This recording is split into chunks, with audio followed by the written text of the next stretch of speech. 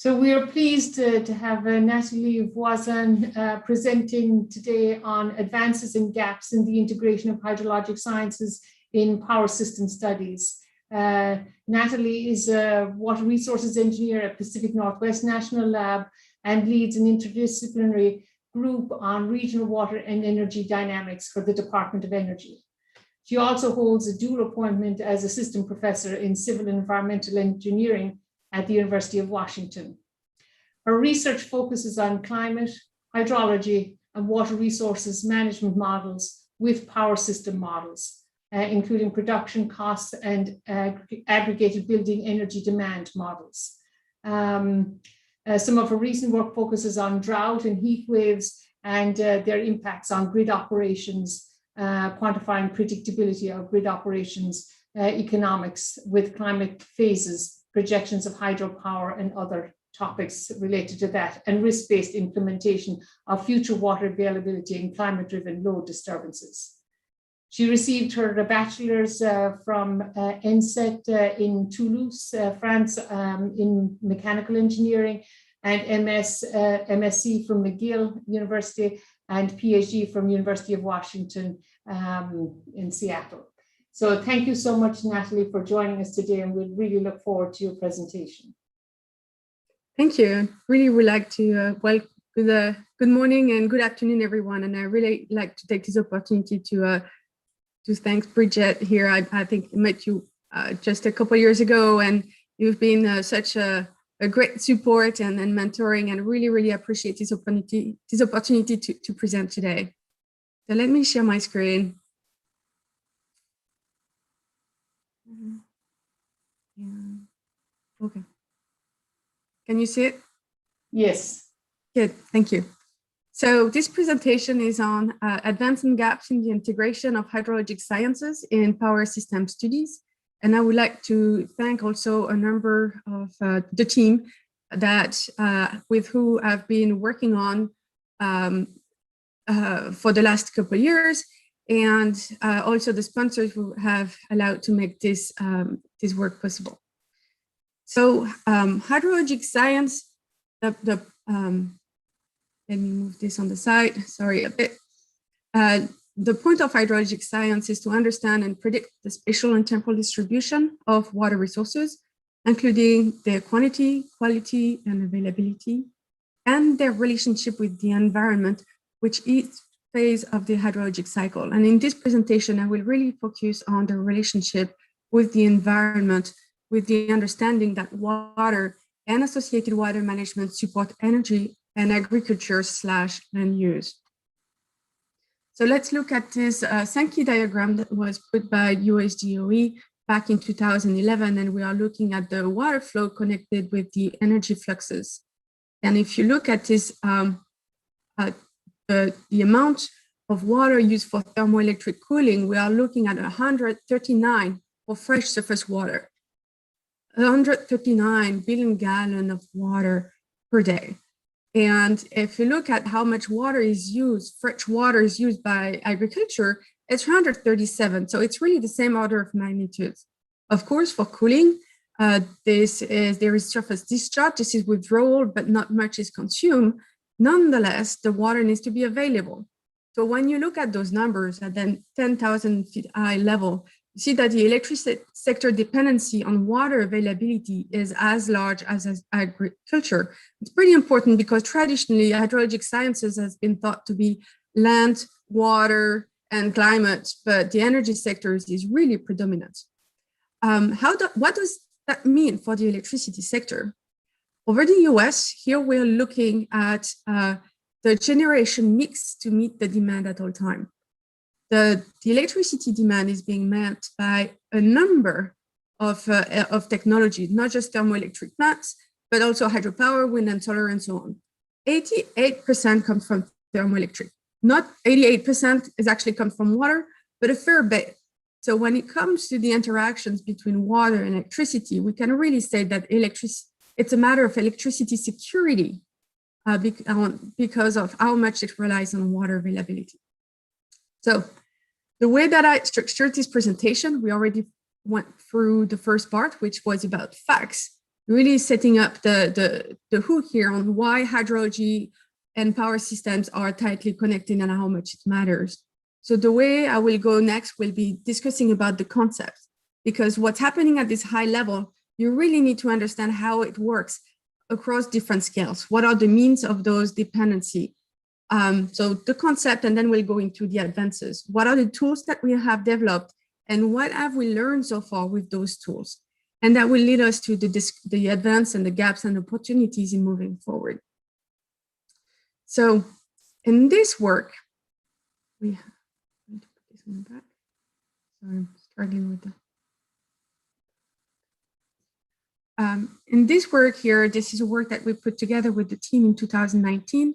We are looking at the metrics that look at the energy-water nexus from the view of resilience.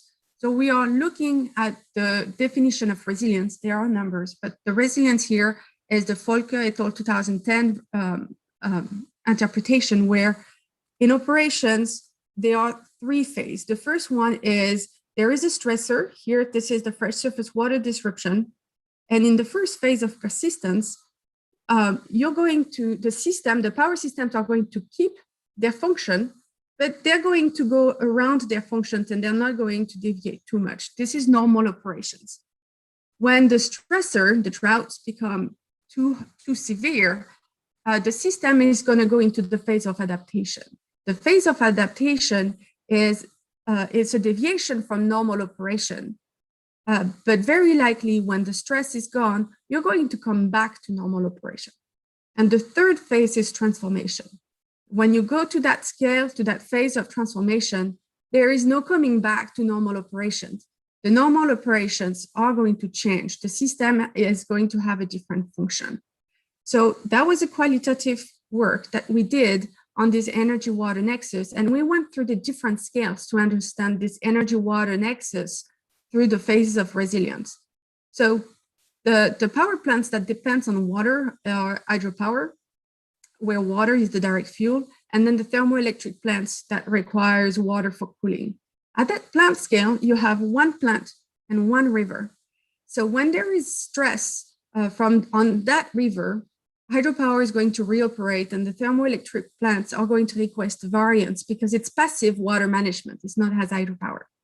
And during a very large drought, then for hydropower, the water management is going to look at water allocations among users, and the thermoelectric plants are going to look for auxiliary cooling, such as groundwater or different source of fresh water. If the river really runs dry, well, there might not be enough heat that you might decommission for hydropower, or you might switch for dry cooling or wastewater for the thermoelectric plants. So this is really the water energy nexus at the plant scale. At the urban scale, what defines this scale is that you have multiple power plants, but they're all connected within one climate region. So when there is a stressor, they all are under the same rough conditions. But you have multiple plants that are connected, and between each of them, you can actually optimize the generation mix. At the grid scale, the difference at that scale is that you have multiple power plants as well from different technologies. They're all connected through the grid, but they are into disconnected river basins and multiple climate regions. So it's never dry everywhere. And that provides different opportunities when we talk about the persistence operations or adaptation and transformation. The point here, and we're going through that graph again later, but the point is that the contribution of water to resilience of power system vary by scale. And the energy-water nexus includes scale-dependent processes, and there are energy-water nexus cross-scale connection. What's happening at the plant scale is going to affect the grid scale and vice versa. So let's look at the plant scale first. The tool sets that are being used to look at the energy-water nexus at that scale are pretty well established. You start with climate, weather forecast, or observations. They're going to inform hydrology models, whether they are lumped, distributed, or AI, ML-based data-driven. This information of flow forecast or flow prediction is going to inform water management decision support, which will provide how to operate differently in the persistent phase or how to adapt with the water allocation and so on. So there is about 40 years of research in water management optimization and flow forecasting. It's very mature. It is, and there is also a lot of different communities, whether this is HAPEX or this is right now the forecast informed reservoir operation, FIRO, that is also emerging. It is emerging because at that scale,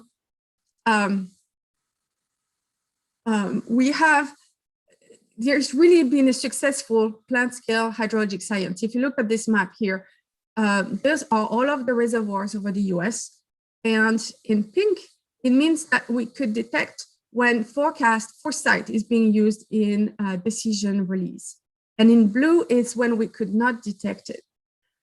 There is a lot, that is not a good time for a phone call.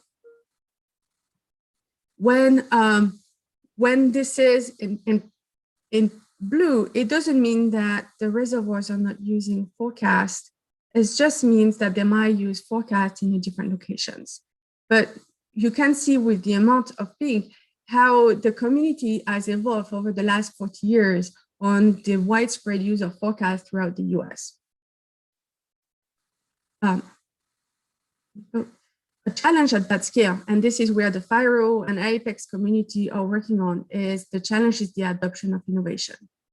This is a paper from Watley et al. In 2015, looking at the wheel of innovation, really looking at all the steps that need to be done for hydrologic science to be incorporated operationally in water management.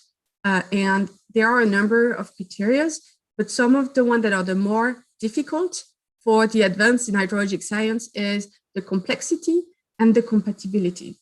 The complexity is when is how to interpret the hydrologic information. And the compatibility is how it will tailor or change the decision-making in the downstream model. And this is something that will come up when we go with power systems as well. So just in gaps and opportunities, this is where lots of work is going those days. Where I want to go is really at the grid scale. At the grid scale, we are going to look at different hydrologic science tools. We're still looking at climate and hydrology models. We are also looking at a river transport model. But the water management, we need to have a different component. We developed a large-scale water management model that allow us to represent about 2,000 reservoirs with significant reservoir storage. We have 18 large river basins. So it's not one at the time, it's like continuously at the same time, it's 18 large river basins with a 16 by 16 kilometers resolution. We are looking at seasonal operations for flood control, water supply, and recreation, irrigation. And we have some work, a paper in review right now where we are now going to weekly operations. So in this water model that allow us to go in scale. So let me go through that slide. On the left, you have all of the hydropower plants that are affected by water as fuel over the US, the continental US. And in green, those are all of the thermo-electric plants. Not all of them, though, rely that as much on water, but just for the point and the concept here, that the point was to use hydrologic science to go and evaluate the generation and the operation at those power plants. The community has used a number of techniques. Depending on the science question, sometimes they go directly from climate models and they will infer on the hydropower generation, or sometimes it will go through large-scale hydrology and then directly to hydropower. Or what we've been doing here in this research is really using large-scale water management and stream temperature directly. The point is that at that scale, for the large-scale water management, there's a number of computational trade-offs where we don't optimize necessarily, and yet. And in terms of hydropower and thermoelectric power plants, there are a number of assumptions. The assumptions are that the operations are driven by the water model. And that is the link, the missing link for going into power system studies. What comes from the water models? Are those water constraints or are those the actual operation? What's missing in those two graphs here on the left is that all of those power plants are surely connected by the river. but they're also connected by the grid. So if we want to have a more integration of hydrologic science into power systems, we need to have the connection by the grid to unlock some of the research. So let's go and do some basics power systems, very, very basic.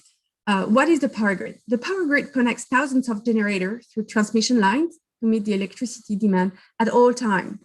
And we have three grids, continental grid over the US. We have the Western Interconnect, the Texas Interconnect, and the Eastern Interconnect. And we can conceptualize power systems with physical assets. The physical assets are the generators. This is thermo-electric, hydropower, wind, solar, nuclear. Then you have the electricity demand. Those are specific nodes throughout the domain. And the transmission is going to allow the electricity to travel from the generations to the load. Now, those physical assets are being managed by an optimization. And this optimization, there is a number of rules. For example, the markets or the penalties on transmission congestions and so on. So the institution and agents are also one core process on their own who are going to set up the optimization. And then we have performance metrics, the key performance metrics, depending on the science questions, is going to be resilience or security or system cost. And there are a number of metrics that are also going to influence the optimization. 3 is a magic number. So in terms of power systems, there are a number of science questions as well. And so we have 3 main categories of power system models. The first one is capacity expansion. So on this graph, what you have here on the x-axis is the horizon for the decision making. So for decades, we are looking at investment. We are looking at making decisions now for how the electricity infrastructure is going to be in 15, 20, 30, 40 years from now. And those models really, the core process that they're looking at is capacity. They are going to look at extremes in load and drought and changes in technology and make sure that the capacity is there to meet extreme events. And if not, then there will be an optimization to increase the infrastructure as guided by infrastructure policy. Now this infrastructure is going to be tested by operational model. The operational model, they are transient. They're going to run an entire year at an hourly timescale, and they're going to have full resolution of all of the individual generators and all of the transmission line and all of the agents that I was just talking about. And then there are the dynamic power flow models, which is really for very short disruptions and the recovery of the grid for when there is a reliability fault. I'm going to really focus here on the operational models for that integration of hydrologic sciences. So we're coming back here. This is where we are right now. So the contribution of hydrologic sciences to power system studies at the scale of the grid. And we can consider that the urban scale is a small grid and the grid scale, the actual continental scale, is a bigger grid. And the performance right now is really impact assessment for looking at performance and long-term planning. So this is where we are today, and I'm going to present what we've learned so far. So on this graph here, it's about 3 papers, so it's pretty condensed. So on the left side, this is the hydrologic science piece. We are looking at historical climate. We have about 56 years of historical climate. We're using contemporary land use, contemporary water infrastructure, contemporary water management, what level of water demand, and we're running it through the hydrology models and the river routing reservoir operations. We developed an approach for all of the power plants over the Western U.S. to develop not the operations, but the water constraints. So we are looking at the potential hydropower generation at all of those blue dots here on the maps. And we are looking at derating the maximum capacity of the thermo-electric plants at all of those green dots on the map. And then those constraints and potential are then informing those production cost model. We run them for 56 years, And what we found was that just the interannual water availability is leading to a variation in system cost varying from -8 to 11%, and greenhouse gas emission from -7 to 11%. This is pretty substantial. Put it into the perspective of decarbonization goals today, where just interannual variability can really lead to greenhouse gas emission change from -7 to 11%. It is very important to consider hydrologic science for this planning, and also to put in perspective when there will be a reduction in greenhouse gas emission, if it's 10%. And you need to know if this was just because of a certain dry year or wet year, or if this is really on average. The other type of new science that getting the bulk operations models are leading to is linking it with climate. Those familiar with the El Nino Southern Oscillation, you know that in the Northwest, when it's a wet year, it's going to be dry in the South, and vice versa. But because those power plants are connected, it allows us to understand regional dynamics and dependencies between each regions. That is not something that we could see without the bulk operations model. So we did the same experiment. Now that we have this framework, we had the same framework under climate change. And we use 3 general circulation models and 2 emission scenarios, 2 RCPs, that provide the uncertainty in terms of climate change scenarios. We put this in a hydrology model. So now we have, we are looking 100 years forward, and we have 3 different models and two RCPs. So we have over 600 years of hydropower generation constraints and thermo-electric plants that we're putting into a bulk operations model. It took months to run. In terms of computational resources, it's really huge. And I will come back on this. Do we really need to run all of those? But let's get here on what we found out. First, the impact of climate change in the Northwest. This is this graph here. The Northwest is going to be directly impacted by climate change on its own regions. The generation is going to be impacted, going either up or down. Same thing for California. The regional generation is impacted by climate change. This, we did know this even without the bulk operations model. There is something that we didn't know, is that the demand in South California, there's a lot of import-export to Southern California. And what's happening here is that when the generation goes down in the Northwest, there is actually a switch, and this demand is going to be met by the desert Southwest. So it's a bit of a ménage à trois here, where those 3 regions work together to really meet the demand in Southern California. So we have more complex regional dynamics, where it's not just export-import, it's actually export-export-import complex dynamics that we're trying to understand and how they're going to be challenged by climate change. The third point was, again, going back to that regional dependency. Whatever happens in the Northwest is actually propagating to the rest of the grid through the grid system, not through the river system, through the grid system. So it has implication for how the different regions are doing their long-term planning. So far, California was doing their long-term planning with assuming stationary boundary conditions, meaning stationary dependency with the other regions. With the Northwest Power Plan, this year, with their new power plant, they're actually taking non-stationary boundary conditions because they know that they're impacting and they impact California.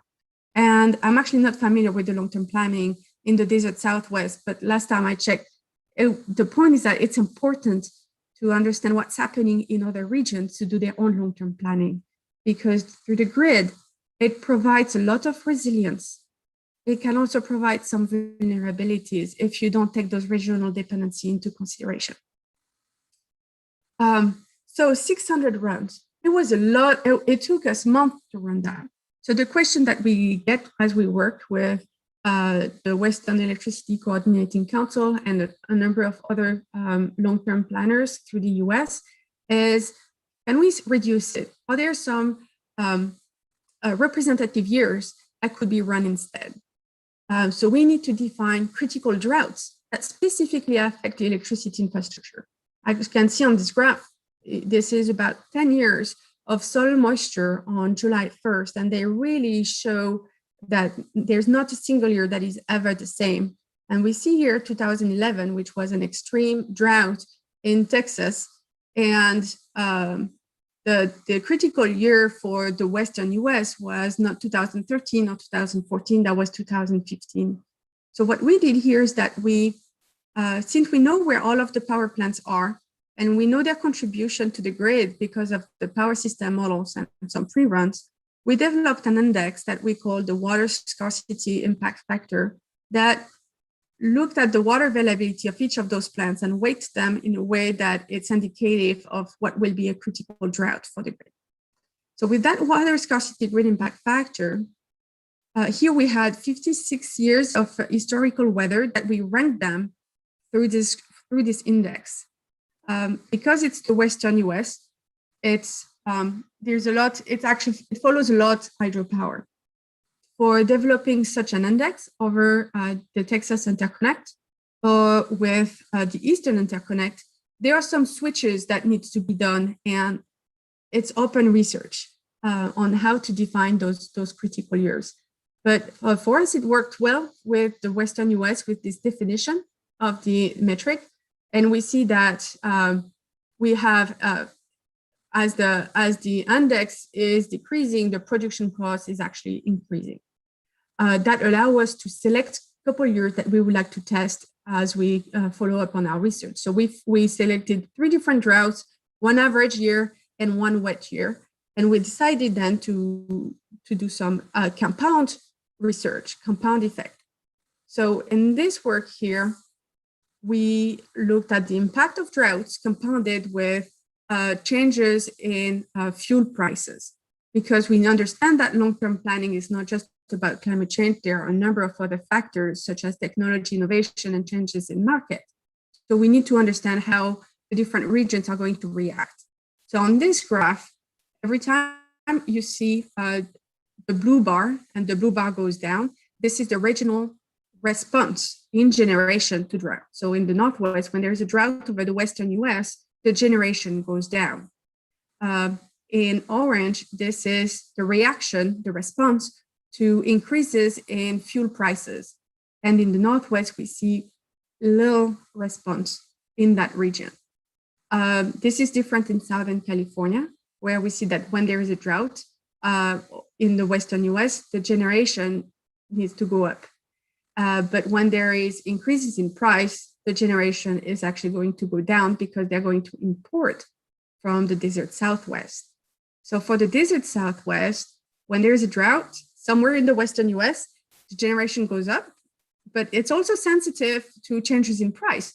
So if you got the time to see what was on the West, there's a lot of implication here again for long-term planning, regional long-term planning.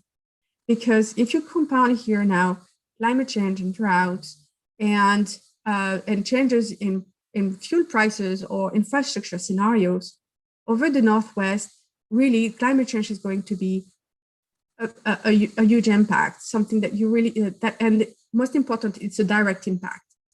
But when it goes to the desert Southwest, that's the story I had before, there is a direct impact in the region, but it's also the indirect impact from the changes in price and drought, and the two are going to add to each other. So it's a complex interactions, and more research is needed on those to understand how to do robust long-term planning, considering those regional interactions under compound events. So I was a lot on the Western U.S., what's happening in the Texas interconnect. We started working on the Texas interconnect. We haven't done as much work, but something to notice is that each power grid is unique. And something unique about the Texas interconnect is, well, there isn't that much hydropower to start with. So we also use climate model. we also use a hydrology model, but we had to change and we had to go to a higher spatial resolution. And we also have a data-driven reservoir storage management model that was developed so that we could simulate 30 reservoirs that over basins that drains into the Gulf. And on this graph here, you're looking at the storage of those reservoirs on the onset of a drought. When it's very dark, it means that the depletion is very high. We will look into our climate change studies looking for drought that would be as severe, and we actually did not.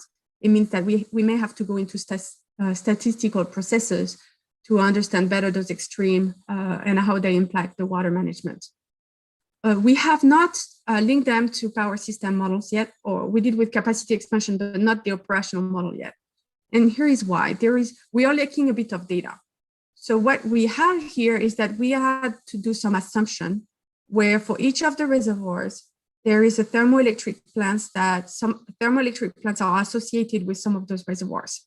So we make an assumption that when the depletion of all of this reservoirs is about 10%, we're looking at the capacity that is at risk. So this is that right panel here. When the depletion, the threshold volume is about 20%, we see that we start under a future climate, we see increase in the capacity at risk.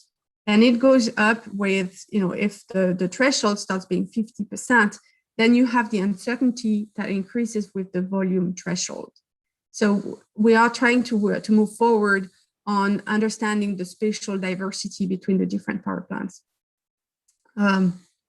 What we are also doing in the Southeastern Interconnect. So this project here was a 6 years project under NSF, and Yifang Cheng, who is now at NCAR, did his PhD and did an excellent work on it. So we also set up climate model, hydrology model, and the large-scale water management model.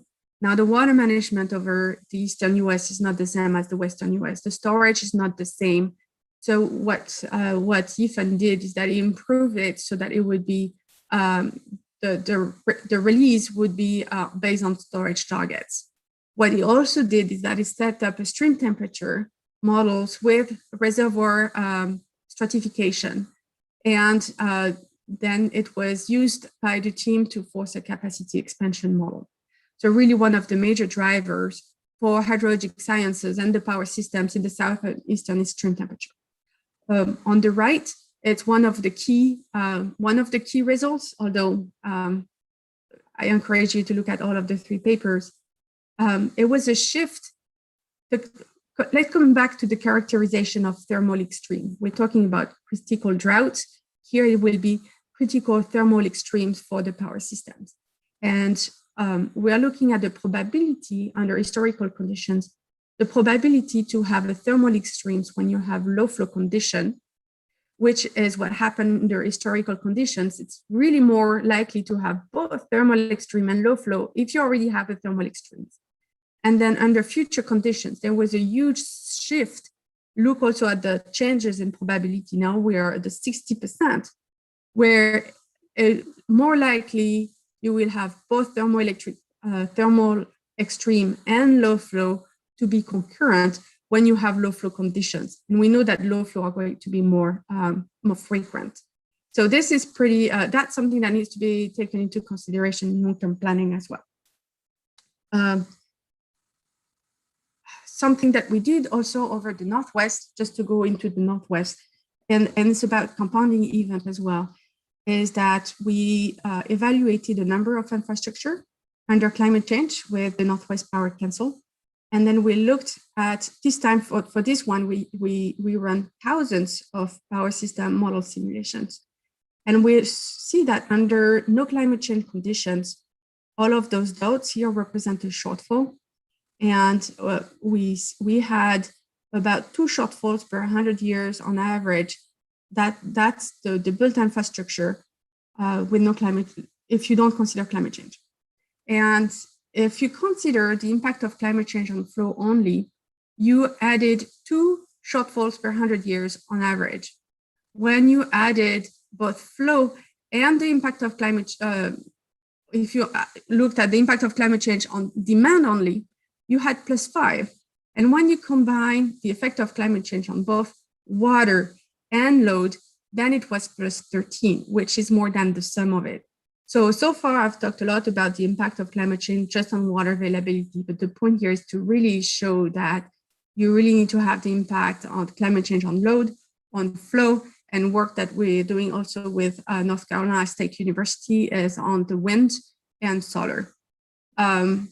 We also need to look at the seasons, where we had a seasonal reversal in the electric power shortfall risk in the Pacific Northwest, where traditionally, especially in the Northwest, the risk is typically in the winter, but with the impact of climate change, it was actually a reduction, but it was an increase in the summer. So a seasonal reversal. So this is where including more and more hydrologic science in those power system studies has led us to find that. Now, where are the gaps and opportunities? In all of those right now, in all of those examples that I showed today, we looked at water, climate change as a stressor.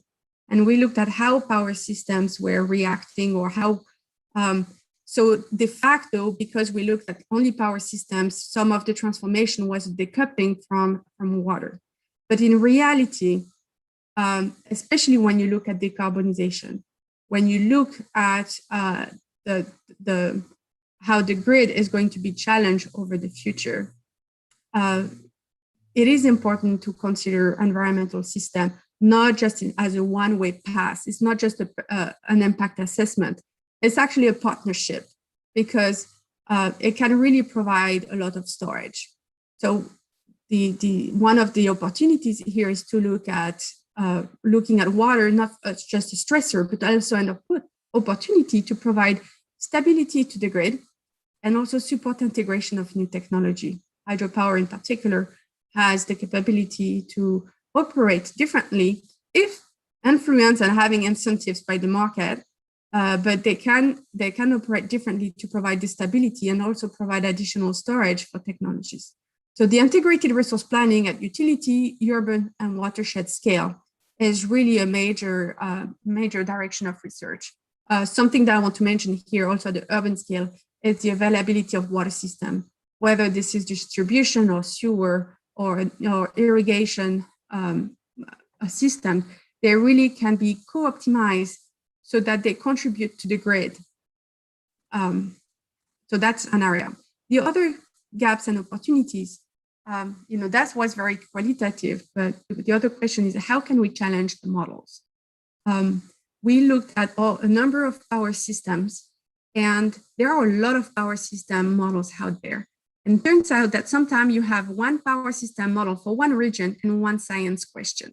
So we decided to catalog those. And this is an overview where when you have power system studies that look at hydrometeorological uncertainty, one of the key core process and the key innovation typically is on the optimization.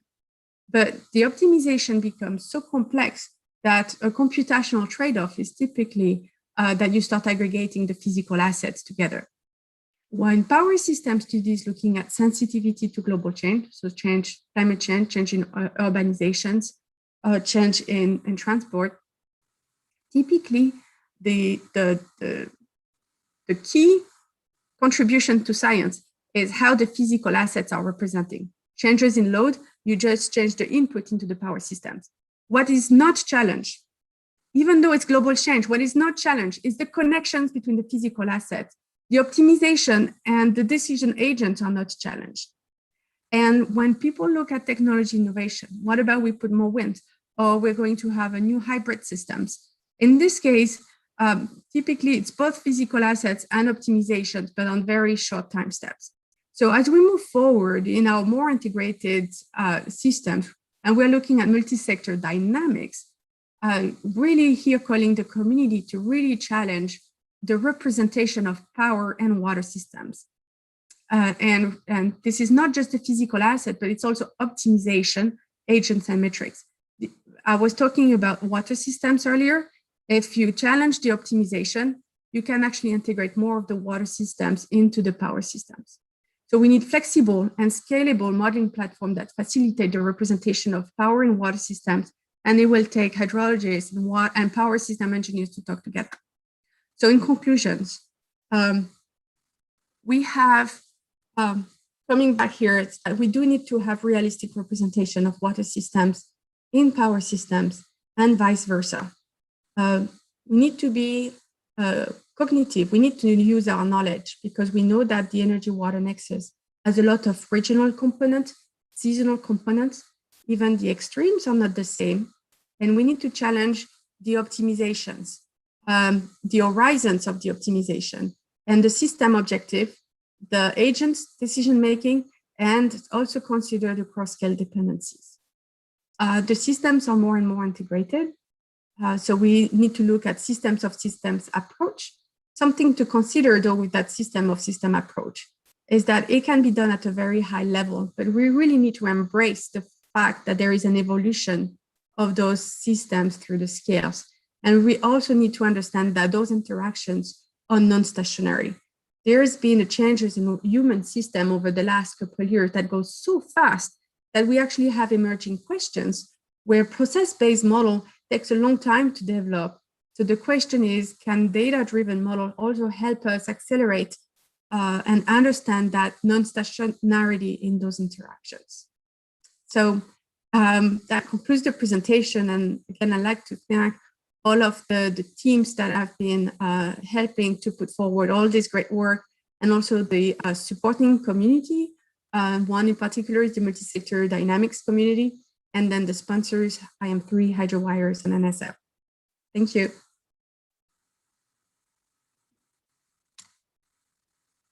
And I think I'll take questions.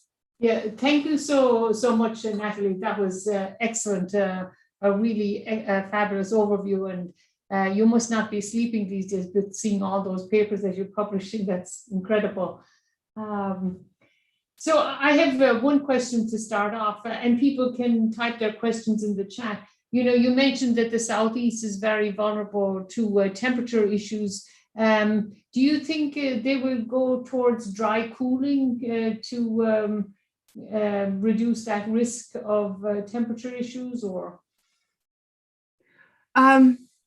I think there is still a lot of work to be done because the one-through cooling is really one of the most economics. And something that we are seeing as well is, and that we are, as we are going into the long-term planning, is that there are some infrastructure policy, which infrastructure policy would be the one saying that we need to go to dry cooling.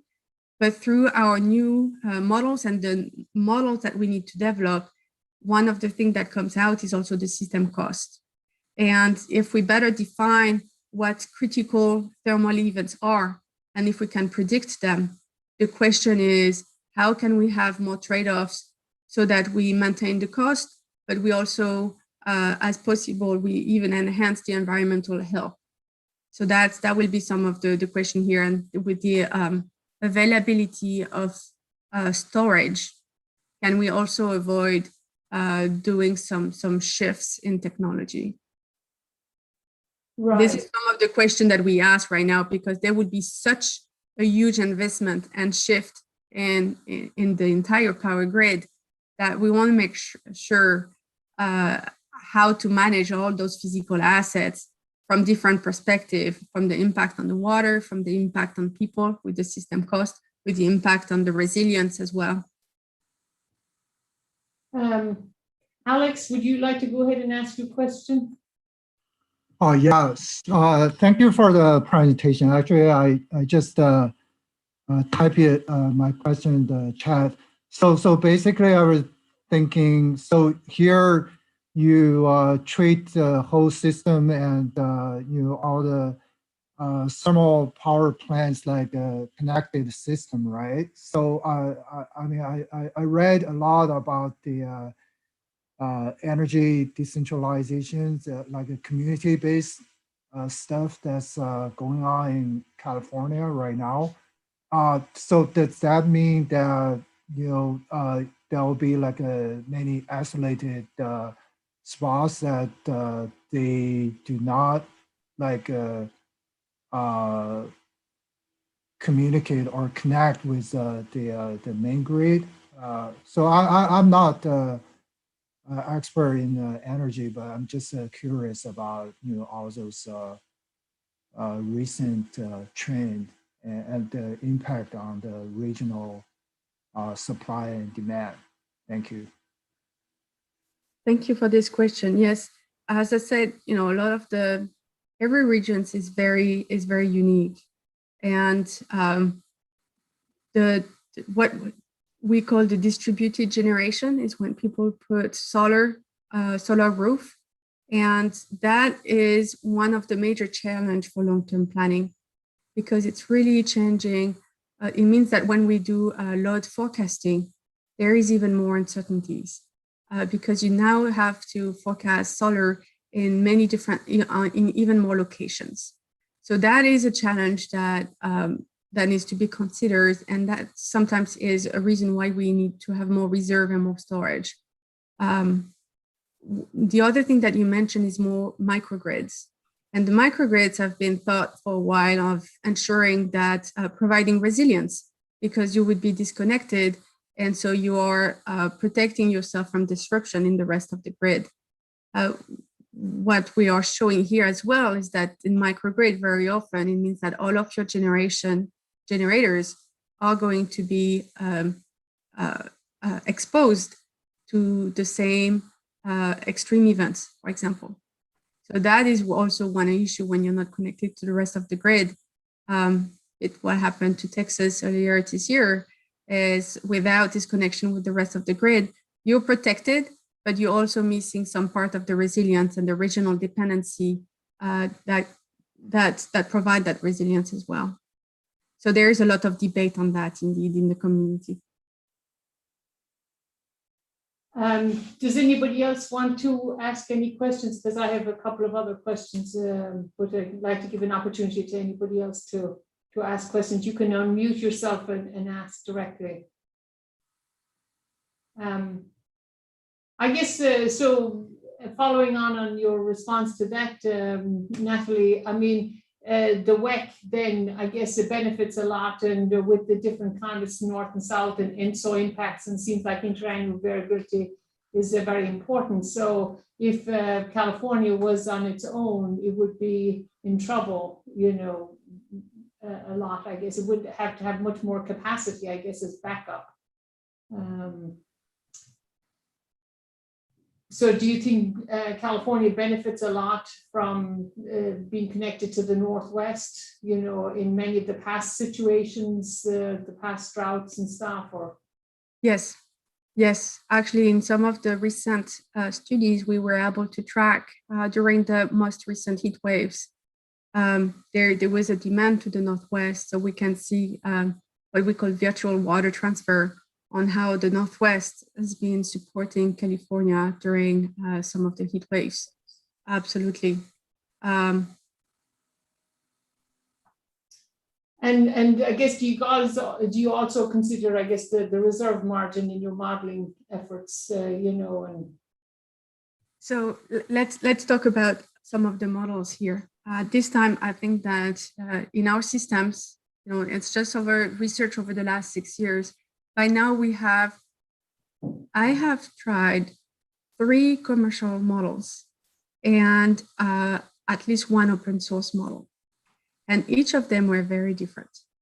Some of them, actually even more model than that. And some of them were good at doing representing water, but there were some other computational trade-offs.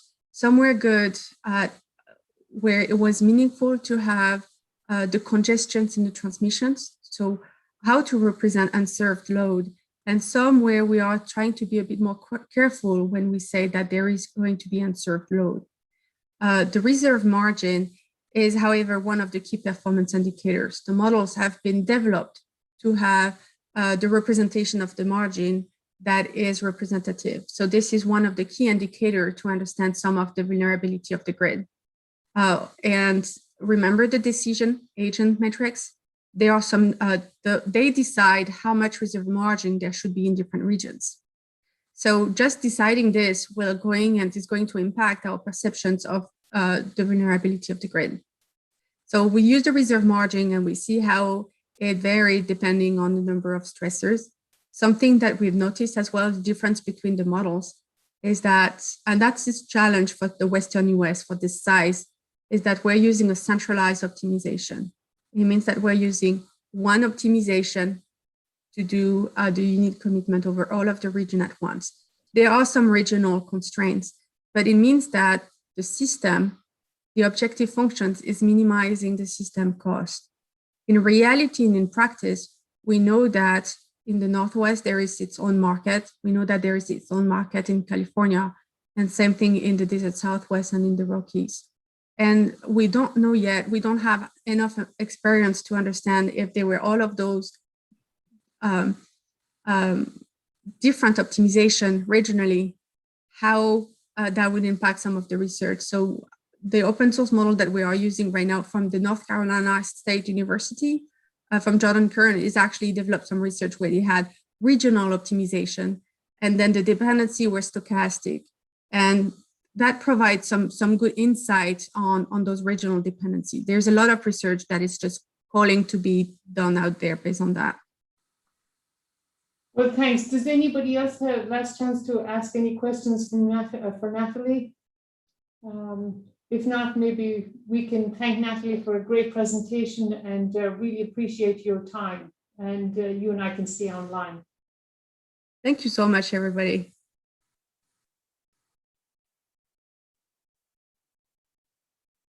So that was amazing, Nathalie. I mean, I can't believe all the work that you've accomplished in the last few years. You've been extremely